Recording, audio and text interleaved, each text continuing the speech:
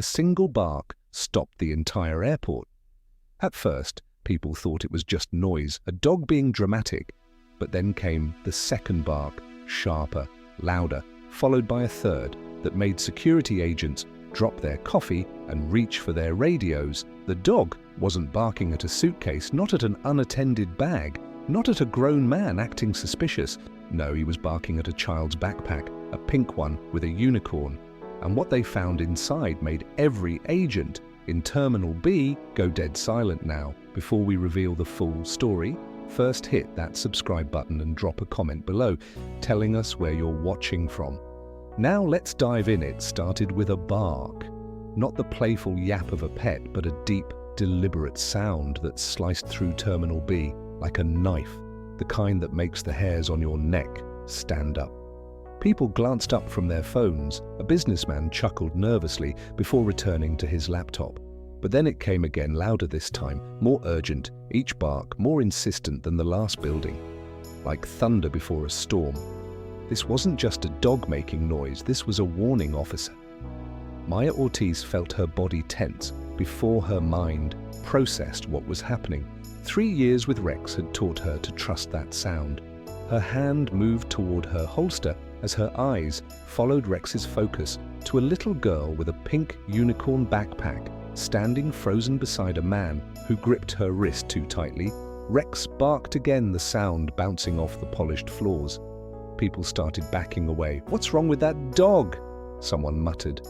Maya knew Rex was a 4-year-old Belgian Malinois with a nose sharper than most detection equipment, the best in the department his alerts didn't come with. "May, it's just a kid," an older man called out. "Control your animal, officer." But that third bark, short, low, followed by a rumbling growl that vibrated through Rex's frame, was unmistakable, his paws planted like concrete body, rigid with certainty. Something was very wrong. Clear the area now. Maya didn't raise her voice, but her tone cut through the terminal buzz like a command from God. People scattered. A TSA agent reached for the red emergency phone. The girl, maybe 9, maybe 10, stood motionless. She didn't cry or speak, just trembled slightly under an oversized hoodie. The man beside her, mid-40s, graying temples wire. Rimmed glasses tightened his grip when he spotted Maya. He smiled, all teeth. "No warmth? She's scared of dogs," he offered smoothly. "That's all, we'll just be on our way." Rex lunged forward, barking with a ferocity that made even Maya flinch. "Sir, I need you both to step aside." Mia kept her voice professional. The man's fingers dug into the girl's wrist. "We're catching a flight." I said, "Step aside." 3 words, no debate. Something in Maya's voice, not volume, not anger, but certainty, made the man hesitate. That split second was all Rex needed. He got his nose close to the backpack and took a deep inhalation. What he detected made him let out a single, unrelenting bark that sent TSA agents scrambling for their sidearms. Someone screamed. A coffee cup crashed to the floor. The terminal went deathly still. The little girl finally looked up, right at Maya. Her lips didn't move, but her eyes spoke volumes. "Help me." So what happened next? First hit that subscribe button and drop a comment below telling us where you're watching from. Now let's get into it. 10 minutes earlier, they'd been invisible. The man and girl blended into the crowd like urban camouflage, just another adult guiding a child through the controlled chaos of check-in lines. He held her hand with apparent care, steering her with practiced gentleness. She never pulled away, never spoke, never looked up. The girl's backpack was their only standout feature, baby pink with holographic stars and a plush unicorn head protruding from the front pocket. But even that wasn't enough to trigger second glances in airports. Colorful children's bags are as common as rolling suitcases and overpriced coffee to casual observers. He was just a slightly frazzled parent, checking his phone, glancing at departure boards, occasionally adjusting the girl's hoodie. He smiled at her once, holding the expression just long enough to sell it. But anyone truly watching might have noticed her rigid posture, her tense shoulders, how her eyes never met his, and how she never not once smiled back. Their boarding passes said Toronto, Gate B17, the names printed in crisp black letters, Daniel Lawrence and Abigail Lawrence, father and daughter. Their passports matched. No flags in the system, but something was off, like a picture hanging slightly crooked, not enough to fix. Just enough to notice, at the initial screening point, a young TSA agent named Rena had felt that weird flutter in her stomach. The instinctive discomfort. Without explanation, the man's ID checked out perfectly. His answers came smooth and practiced, but the girl never looked up. Not when asked her name, not when asked if she'd packed her bag. She's shy, the man had explained with a practiced sigh. Flying makes her nervous, and that was that. They were waved through now at the secondary checkpoint where Maya had pulled them aside. The cracks were showing. The man spoke quickly, aiming for a casual dismissal. You know how dogs are, they smell snacks and go crazy. She's got candy in there. I told her not to bring so much. Rex doesn't alert on candy. Maya cut him off. The girl's lips moved just barely, a whisper lost in airport noise. Mia crouched down to eye level with the child. Rex sat beside her, eyes fixed on the backpack. What's that, sweetheart? Mia's voice softened. You can tell me, I just want to help. The girl's eyes darted up briefly, then backed down, still silent. The man stepped closer. Abby, come on, this officer is doing her job, but we don't want to miss our flight. His smile never reached his eyes. If you're done with us? Maya didn't move. We're going to a private room for further screening. Something shifted in the man's demeanor. His shoulders squared, his jaw tightened, his tone hardened. I'm her father, I don't appreciate the implication. Then you'll want to cooperate, Maya replied, steadily. To clear this up quickly. She nodded slightly. Two officers appeared, flanking the man. Another carefully lifted the backpack from the girl's shoulders. The man's grip on the girl's wrist tightened, knuckles white, the universal tell of someone about to do something desperate. That's when Rex did something unexpected. He didn't bark or snarl. He let out a slow, rumbling growl that vibrated the floor tiles, the canine equivalent of I dare you to try it. The private screening room felt like a vacuum, soundproofed and sterile, with that distinctive blend of disinfectant and tension in the air. The buzz of the terminal faded away behind heavy security doors, replaced by the soft mechanical hum of air conditioning and the occasional nervous tap of fingers on metal tabletops. No windows, just harsh fluorescent lights that missed nothing and forgave less. The man, still identifying himself as Daniel Lawrence, sat with calculated casualness, arms crossed loosely, chin slightly raised, eyes tracking every movement like a tennis spectator. The girl Abby hunched beside him, shoulders drawn inward, as if trying to disappear inside her oversized hoodie. The unicorn backpack sat centered on the metal table between them, its cheerful design now seeming bizarrely out of place, like finding a birthday cake at a funeral. Maya stood across from them, saying nothing. At first, just watching Rex lay at her side, no longer barking but alert to the point of vibrating, his copper eyes never leaving the backpack.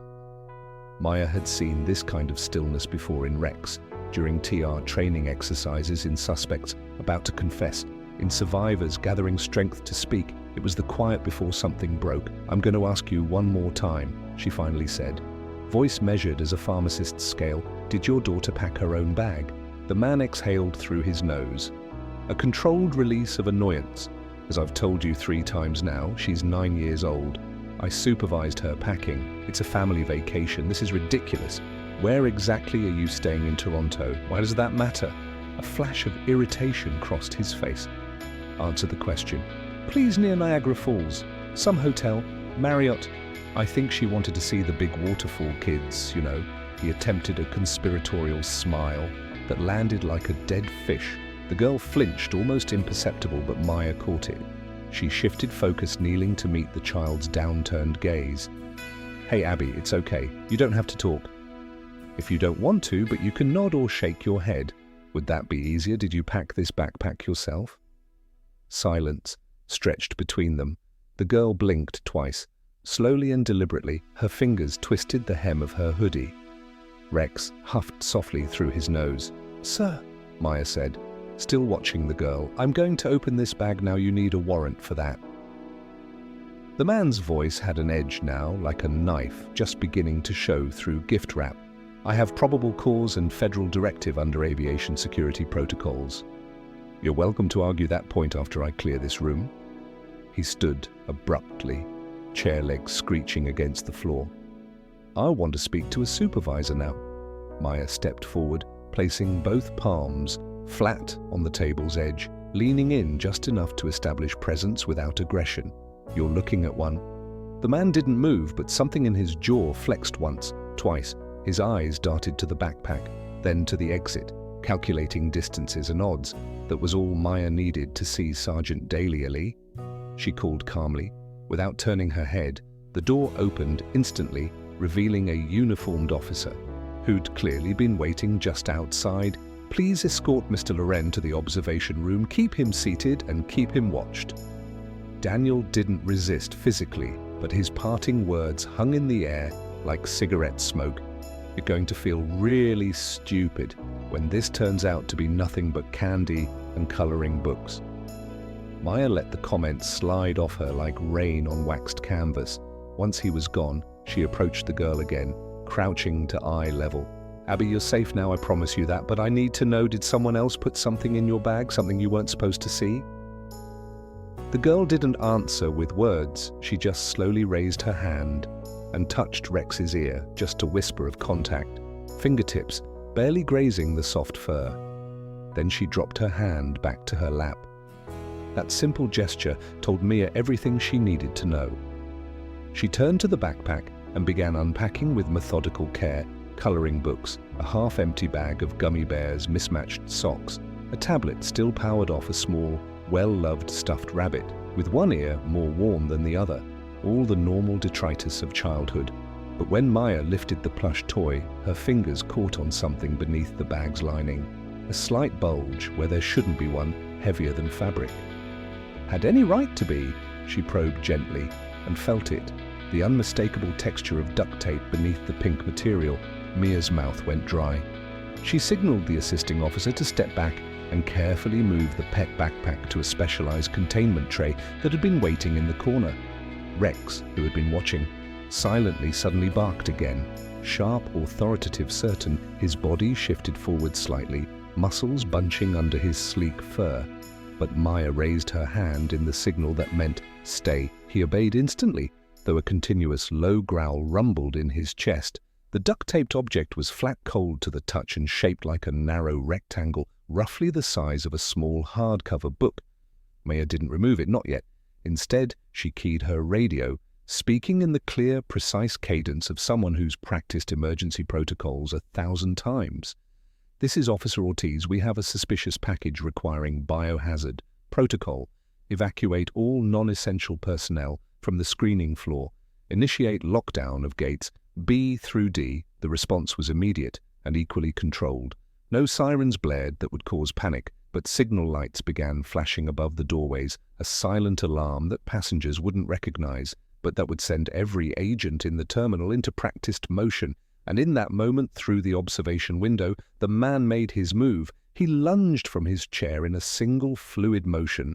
Shouldering past the officer, who'd been standing too far behind him, he reached the hallway door before anyone could react. 3 steps, that's all he got. 2 security officers tackled him with the synchronized precision of dancers who'd rehearsed the same move for years. His forehead hit the tile with an audible crack that would leave a mark for his booking photo inside the screening room. The little girl didn't even flinch. She just kept watching.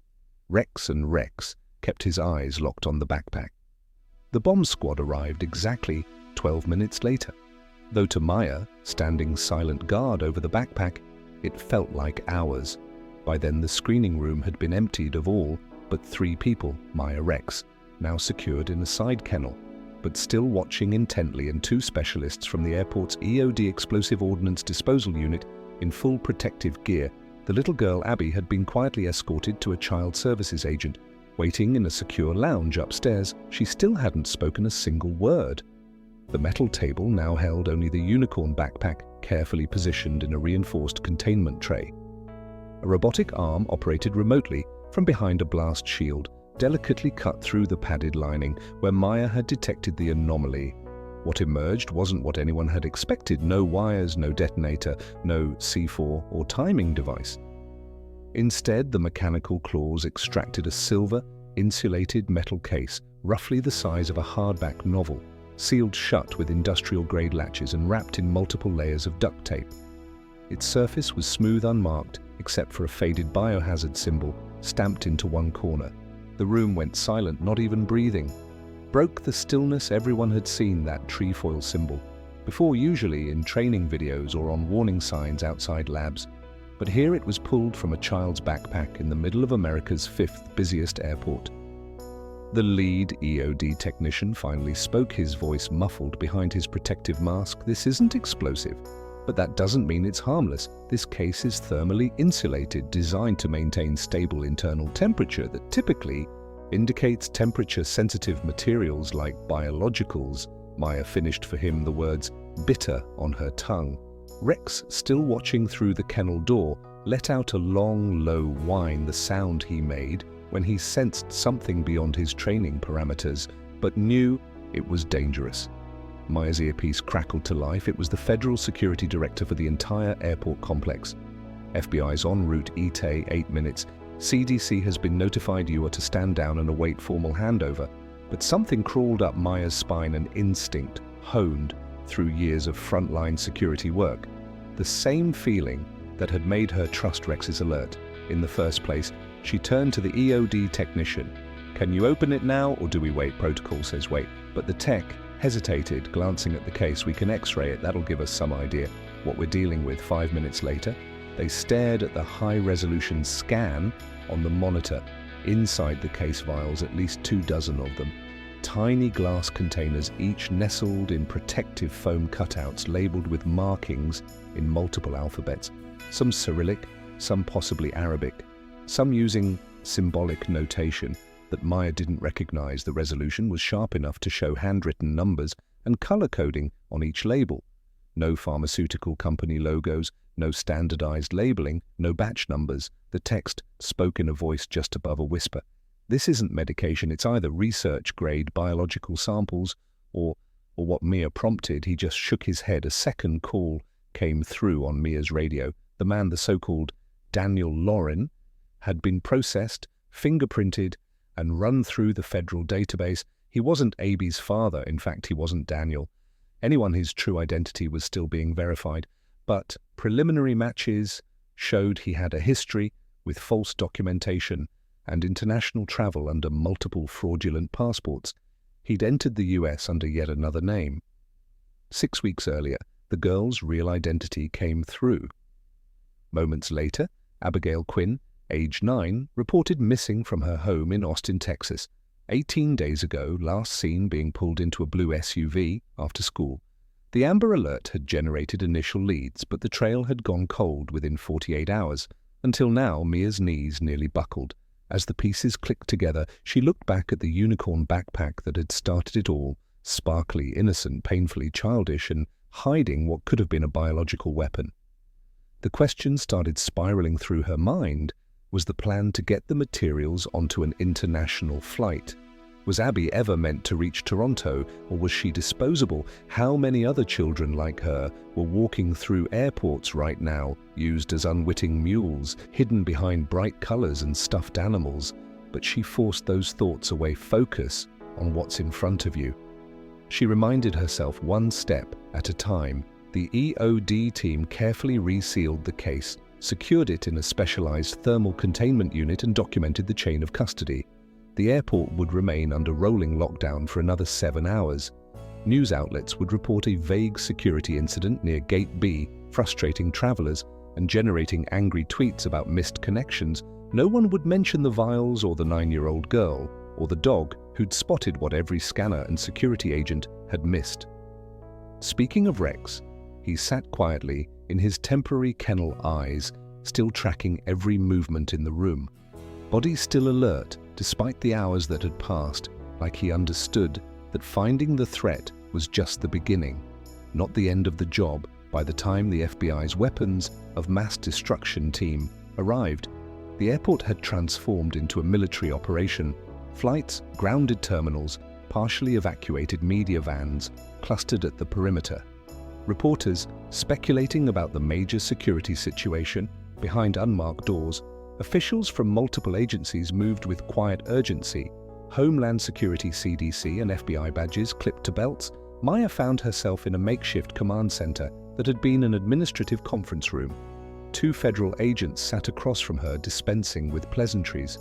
"What you intercepted today wasn't random," the older agent said, sliding over a folder. "That child was being used as a courier, a human decoy." Maya's hands tightened beneath the table. She had no idea you could see it in her eyes. "We know, but someone calculated that a young girl wouldn't trigger suspicion. That backpack was designed to pass through every scanner we have, except one." The younger agent leaned forward. "Your dog. What made him alert?" Maya hesitated. "Scent.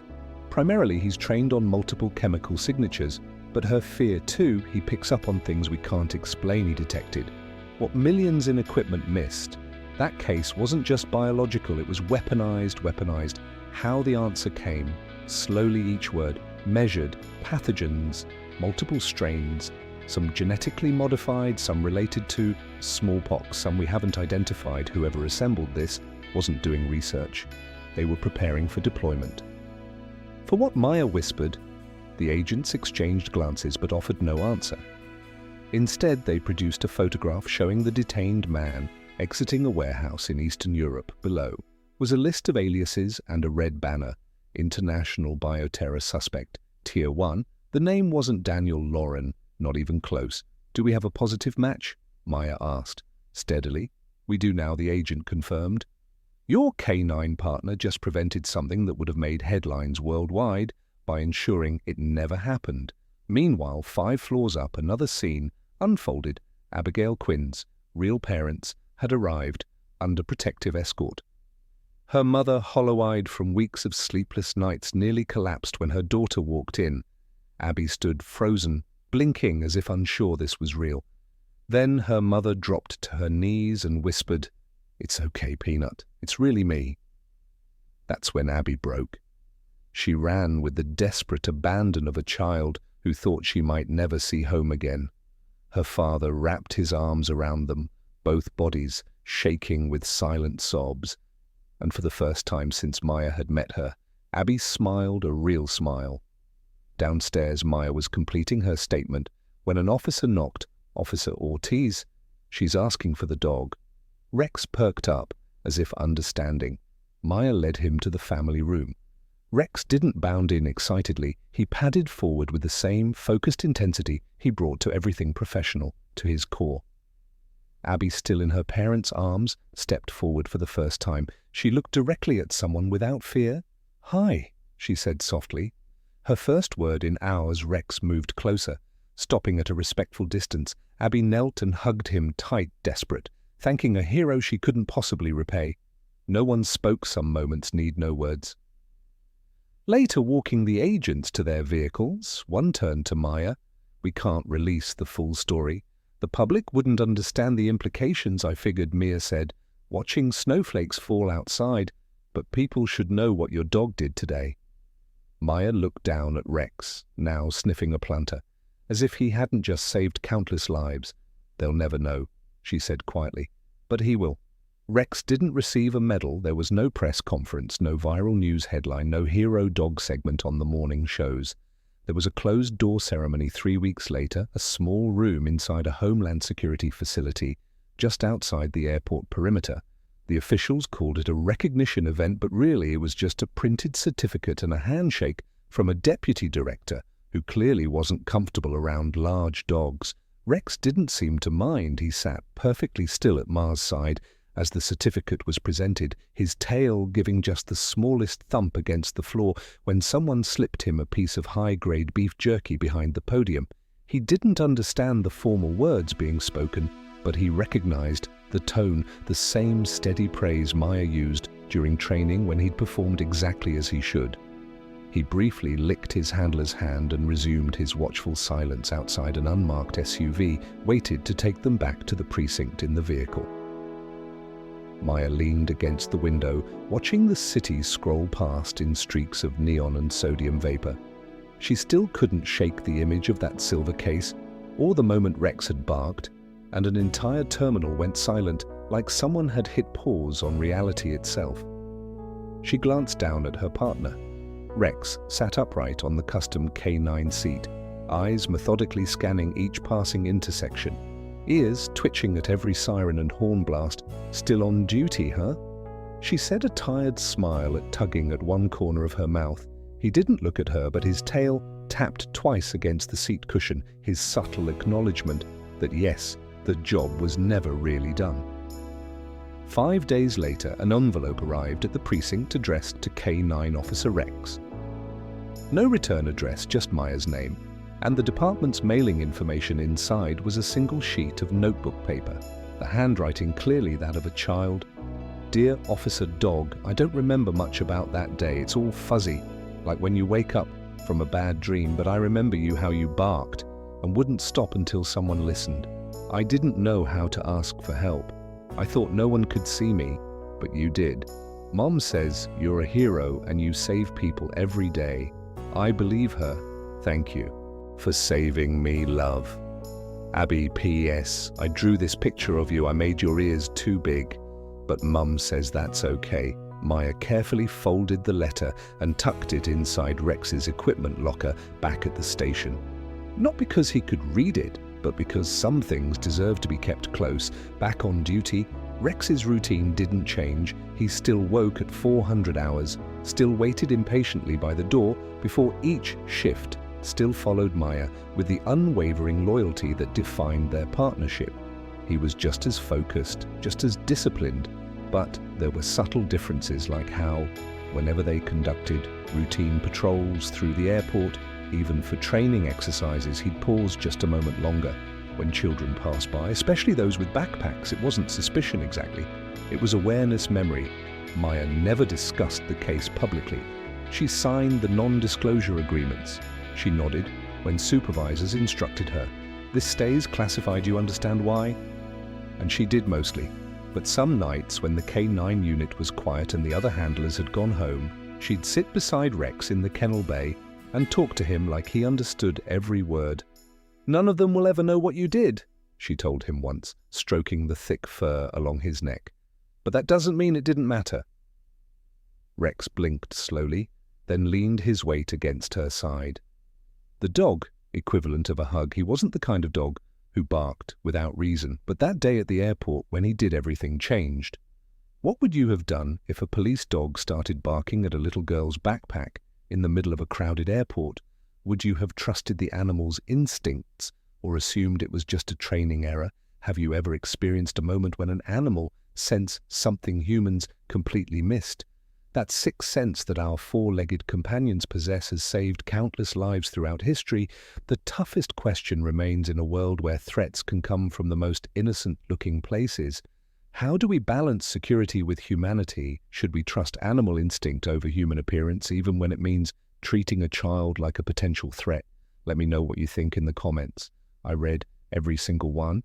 If this story touched you even a little, hit that like button so more people can discover these incredible K9 heroes.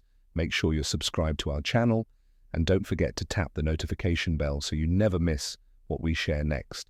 And hey, share this video with someone who still thinks dogs are just animals.